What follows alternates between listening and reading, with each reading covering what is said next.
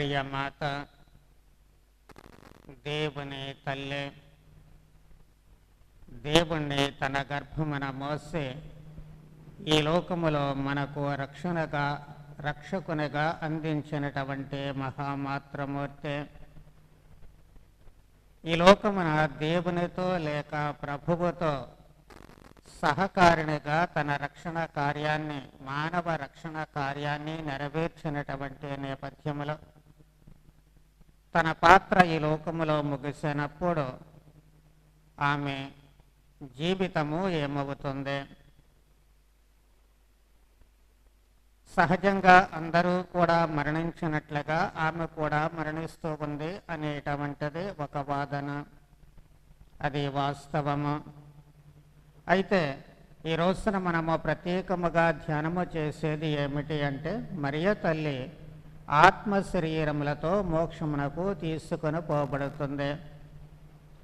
మనిషి మరణించిన తర్వాత ఈ లోకములో సమాధి చేయబడతాడు, మట్టిలో కలిసిపోతూ ఉంటాడు. తిరిగి రెండవ రాకడ సమయంలో శరీరము ఉత్థానమై దైవ మహిమలో ప్రవేశిస్తుంది, లేక పాపాత్ములు అయినట్లయితే నరకములో ప్రవేశిస్తూ ఉంటారు.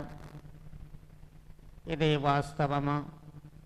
మరైతే మరియ తల్లి కూడా మిగిలినటువంటి మనుష్యుల వలె ఈ కడతీర్పు వరకు కూడా ఆమె శరీరము మట్టిలో కలిసిపోయిందా లేదా అనేటువంటిది మనం అర్థం చేసుకోవాల్సినటువంటిది.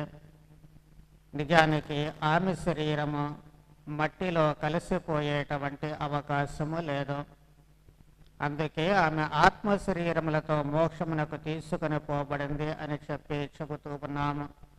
ఈ విషయాన్ని క్రీస్తు శకము 431 సంవత్సరములో చాల్దియన్ కౌన్సిల్లో మొట్టమొదటిసారిగా దీన్ని సిద్ధాంతీకరిస్తూ ఉన్నారు. పునీత యావెనెల్ గారు ఈ విషయాన్ని బయలుపరుచుతూ ఉన్నారు. మరి ఆయన చెప్పినటువంటి దాంట్లో ఎంతవరకు వాస్తవం ఉంది అనేది మనము కొంచెము జాగ్రత్తగా గమనించినట్లయితే, పునీత అల్ఫోన్సస్ దే లిగోరి గారు ఒక పుస్తకాన్ని వ్రాశారు, ద గ్లోరీస్ ఆఫ్ మేరీ అని. దానిలో ఆయన ఒక విషయాన్ని చెబుతూ ఉన్నారు. అదేమిటి అంటే, మరణము అనేటువంటిది పాప ఫలితము. దేవుడు మనిషిని ఈ లోకములో సృజించినప్పుడు మరణము లేదు. కానీ మనిషి పాపం చేసిన తర్వాత, దేవుని ఆజ్ఞను మీరిన తర్వాత మరణము అనేటువంటిది లోకములో ప్రవేశిస్తూ ఉంటుంది. కానీ మరియ తల్లి జీవితాన్ని తీసుకున్నట్లయితే ఆమె పాపము లేనటువంటిదే. పుట్టినప్పుడే జన్మ పాపము లేకుండా ఆమెను దేవుడు చేస్తూ ఉన్నారు. యుక్త వయస్సు వచ్చేంత వరకు కూడా పాపము అనేటువంటిది తెలియకుండా ఆమె పెరిగింది. కాబట్టి దేవుడు ఆమెను తన తల్లిగా ఎంచుకుంటూ ఉన్నారు. ఆమె శరీరము పాప ప్రభావానికి లోను కాలేదు. కాబట్టి దేవుడు ఆమె శరీరాన్ని తన శరీరముగా మలచుకోవడానికి ఇష్టపడి ఆమె గర్భములో ఒక శిశువుగా జన్మిస్తూ ఉన్నారు. అంతేకాకుండా ఆమె శరీరాన్ని పంచుకొని పుట్టినటువంటి ఆ క్రీస్తు లేక యేసు తన శరీరాన్ని మనకు రక్షణకు ఇస్తూ ఉన్నారు. నా శరీరాన్ని భుజించి నా రక్తాన్ని పానం చేసేవాడు శాశ్వతంగా జీవిస్తాడు అని ప్రభువే అంటూ ఉన్నారు. కాబట్టి మానవ రక్షణ కోసము తాను ఇచ్చినటువంటి శరీర రక్తాలు మరియ తల్లి నుంచి స్వీకరించబడినటువంటివే. ఆమె శరీర రక్తాలు పాప మలినము లేకుండా ఉన్నాయి. కాబట్టి వాటిని స్వీకరించినటువంటి క్రీస్తు ఆ శరీర రక్తాలను మనకు ఆహారంగా ఇవ్వడానికి అవకాశము కలుగుతుంది. ఒకవేళ మరియ తల్లి శరీరము పాప ప్రభావానికి లోనై ఉన్నట్లయితే క్రీస్తు మనకిచ్చేటువంటి ఆ శరీరము కూడా నిష్ప్రయోజనంగా మారుతూ ఉంటుంది. అది మన రక్షణ కారకము కాలేదు, నిత్య జీవాన్ని కూడా ఇవ్వలేదు. కానీ ప్రభువే స్వయముగా చెబుతూ ఉన్నారు. కాబట్టి ఖచ్చితంగా మరియ తల్లి శరీరము నిష్కళంకమైనటువంటిదే. మరి ఆ నిష్కళంకమైనటువంటి శరీరాన్ని మరి ఎందుకు దేవుడు ఇంకా మరణానికి గురి చేస్తూ ఉన్నారు అనేటువంటి మీమాంస వస్తే, ఆమె ప్రభువుని అనుసరించింది అని చెప్పాలి. అంటే సాక్షాత్తు ప్రభువైన యేసుక్రీస్తు దైవ కుమారుడు అయినప్పటికీ లేక దేవుడే అయినప్పటికీ కూడా ఆయన మరణానికి గురి అవుతూ ఉన్నారు. ప్రభువు మరణించకుండా తన శరీర రక్తాల ఇచ్చ మనకు రక్షణను ప్రసాదించాల. సాక్షాత్తు దేవుడే అయినా మరణానికి గురి అవుతూ ఉన్నారు. ఎందుకు అంటే ఈ లోకములో ప్రవేశించినటువంటి ఆ మరణాన్ని జయించి మళ్ళీ మనిషి ఉత్థానము కావాలి. మానవులందరూ పవిత్రులు కాదు కాబట్టి ఆ పవిత్రతలో తాము కొనసాగేటువంటి ఆ ప్రక్రియలో వాళ్ళు తమను తాము పవిత్రపరచుకొని ఆ మరణము నుంచి మళ్ళీ తిరిగి జీవముతో లేవాలి. అందుకే ప్రభువు తాను మొదట మరణించి తిరిగి జీవముతో లేస్తూ ఉన్నారు. చిన్నప్పగారు ఏం చెబుతూ ఉన్నారు? ప్రథమ ఫలము క్రీస్తు అని. కాబట్టి ఒక మనిషిగా ఆయన మృతి చెంది మళ్ళీ ఉత్థానమవుతూ ఉన్నారు. అదే విధముగా ప్రతి మనిషి కూడా పాప జీతముగా వచ్చినటువంటి ఆ మరణము నుంచి మళ్ళీ క్రీస్తుతో పాటు ఉత్థానము కావాల్సి ఉంటూ ఉంది. ఇక్కడ మరియ తల్లి వరకు వచ్చేసరికి కూడా అంతే. తాను పవిత్రురాలే అయినప్పటికీ కూడాను ఈ లోకములో ప్రవేశించినటువంటి ఆ మరణము ద్వారానే మళ్ళీ తాను కూడా ఉత్థానము కావాల్సినటువంటి అవసరము ఏర్పడుతూ ఉంటుంది. కాకపోతే ప్రభువు ఉత్థానమైనప్పుడు మళ్ళీ ఈ లోకములో మనుషులకు కనిపించాల్సినటువంటి ఆవశ్యకత ఏర్పడుతుంది. ఎందుకు అంటే శిష్యుల విశ్వాసాన్ని బలపరచాలి. అందుకే మళ్ళీ 40 రోజుల పాటు ఈ లోకములో తన శిష్యులకు కనిపించారు. వాళ్ళ విశ్వాసాన్ని బలపరచారు. వాళ్ళు బోధించడానికి వెళ్ళడానికి వాళ్ళను తయారు చేస్తూ ఉన్నారు. మరియ తల్లికి ఆ అవసరము లేదు. కాబట్టి ఇక్కడ క్రీస్తు ఉత్థానాన్ని లోకానికి ప్రకటించాల్సినటువంటి అవసరము ఉంది కాబట్టి అది ప్రకటించబడుతూ ఉంటుంది.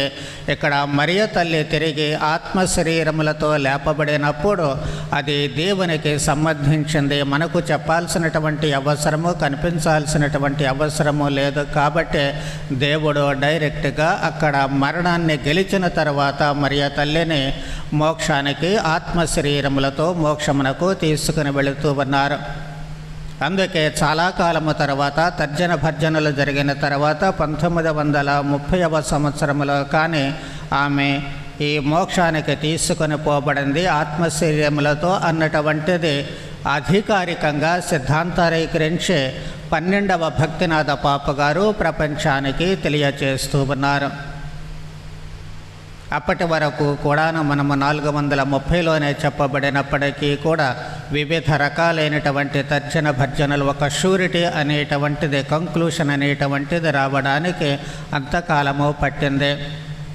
ఏమైనప్పటికీ కూడా పాపరహిత మలినరహిత శరీరమైనటువంటి మరియ తల్లి శరీరము కడతీర్పు వరకు భూమిలో ఉండేటువంటి అవకాశము లేదు. అందుకే దేవుడు ఆమెను మోక్షానికి తీసుకుని వెళుతూ ఉన్నారు అని చెప్పి మనకు అల్ఫోన్స్ తెలుగు వారి పునీతులు తెలియచేస్తూ ఉన్నారు. మరి ఆమె జీవితము మోక్షానికి తీసుకుని పోబడినటువంటి మరియ తల్లి జీవితము మనకు కొన్ని ముఖ్యమైనటువంటి విషయాలను నేర్పుతూ ఉంటుంది. అదేమిటి అంటే భయము లేనటువంటి జీవితము. ఈ లోకములో మనం దేనికి భయపడుతూ ఉంటాము? వాస్తవానికి పాపానికి భయపడుతూ ఉంటాము, దుర్మార్గానికి భయపడుతూ ఉంటాము, చెడుకు భయపడుతూ ఉంటాము. ఎప్పుడు మనకు ఏం జరుగుతుంది అనేటువంటి విషయాలను గురించి భయపడుతూ ఉంటాము. మరియ తల్లి ఏ పాప ప్రలోభానికి లోను కాలేదు కాబట్టి ఆమెకు మరణము అంటే భయము లేకుండా పోతూ ఉంటుంది. ఆమె ఎప్పుడూ తనను తాను పాపానికి ప్రలోభపడేటట్లుగా చేసుకోలేదు. నిష్కళంకిగా ఆమె జీవించింది. అందుకే దేన్ని గురించినటువంటి భయము లేదు. అలాగే మరణించిన తర్వాత మోక్షానిక నరకానిక అనేటువంటి భయము అంతకంటే ఆమెలో లేదు. మరి ఆమె ఆ విధమైనటువంటి జీవితాన్ని జీవించడానికి కారణం ఏమిటి అంటే, ఇదిగో నేను ప్రభువు దాసురాలను. మనము ఈ లోకములో నరకానికి పోతామా మోక్షానికి పోతామా అనేటువంటిది మన క్రియలను బట్టి ఉంటుంది. కాబట్టి మరియ తల్లి మాదిరిగా మనము కూడా ఉత్తమమైనటువంటి జీవితాన్ని జీవించాలి అన్నటువంటిదే. మరియ తల్లి తన శరీరాన్ని క్రీస్తుకు పంచి ఇస్తే ఆ క్రీస్తు శరీరాన్ని మనం పంచుకుంటూ ఉన్నాము. మరియ తల్లిలో పాపము లేకుండా ఉన్నటువంటి శరీరాన్ని యేసుకు ఇస్తే ఆ పాపము లేని శరీరాన్ని మనం తీసుకుంటున్నాం కాబట్టి ప్రతిగా మనము పాపము లేకుండా జీవించాలి అన్నటువంటి సందేశము మనకు ఇవ్వబడుతూ ఉంటుంది. పాపమా పుణ్యమా అనేటువంటిది మన స్వతంత్రము, మన ఇష్టాయిష్టాల మీద ఆధారపడి ఉంటుంది. ఆ స్వేచ్ఛ మనకు ఉంది. మంచి చెయ్యాలా చెడు చెయ్యాలా అనేటువంటిది.